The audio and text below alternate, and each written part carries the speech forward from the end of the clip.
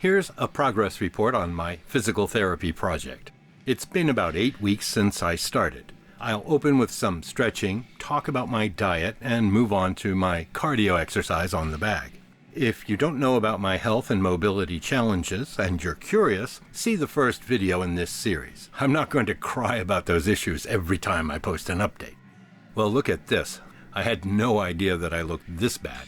I knew I'd been putting on weight due to inactivity, but the camera is a revelation. I mean, I'm practically spherical. I think we all have a persistent body image, and when we sense things starting to slip, maybe we don't imagine the changes to be as bad as they are. I'm a little disappointed in my progress with movement. I'm just going to show you briefly the stretching exercises that I do. I usually spend around 45 minutes at this 3 days a week, but my range of movement doesn't seem to be increasing very much at all. In fact, stretching often leaves me with more stiffness and in more pain than when I started, especially concerning my back. So I've taken to doing the cardio first and the stretching after. Some viewers asked about my diet, so I'll say that I've been doing intermittent fasting, 18 hours by 6 hours, since the cancer diagnosis over 6 years ago.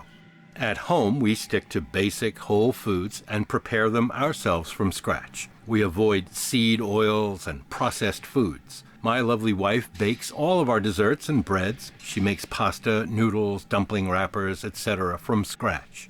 Pretty much nothing that we eat comes out of a box or a tin or a vacuum pouch, except for dry, salty snacks, for which I have a bit of a weakness. I always exercise fasted. Some people say that this can limit your endurance, but it just feels better to me.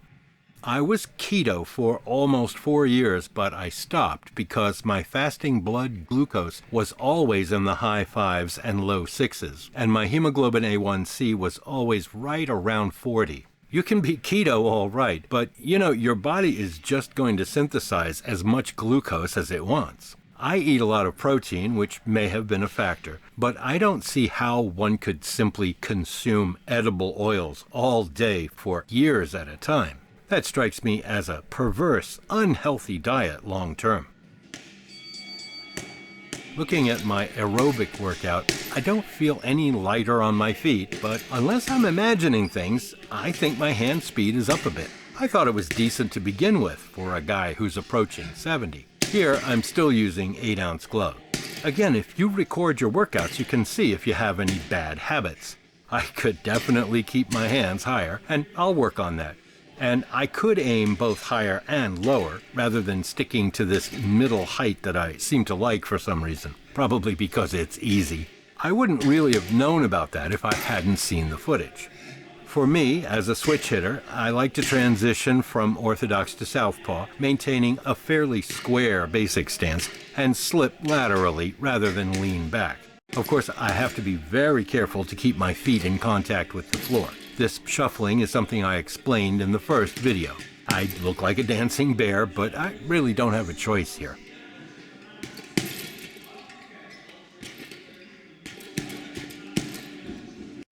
Doing some uppercut drills here on the water bag, and yeah, again, I do think there's an improvement in hand speed. I'm definitely looking a little snappier here, unless it's just wishful thinking.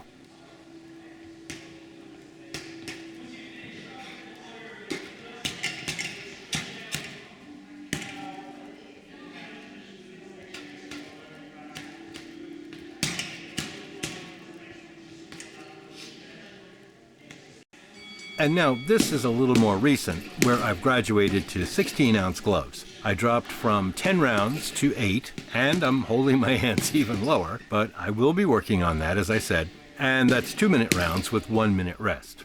My eventual goal is to use the 16-ounce training gloves for 12 3-minute rounds 3 days a week. I think that would correspond to pretty decent cardio conditioning for someone my age.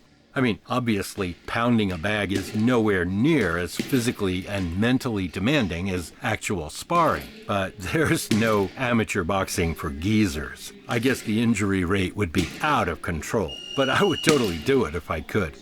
And finally, I've lost 2.5 kilos, or approximately 5 pounds. At my current size, that's pretty much a rounding error, so a little disappointing. I'm hoping that increasing fitness and mobility will help me to burn more calories every day.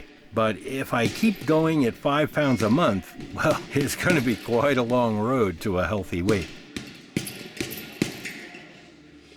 Well, that's about all for now. I've got 2 coffee videos in the works that should go up fairly soon, and a few others as well, so keep in touch.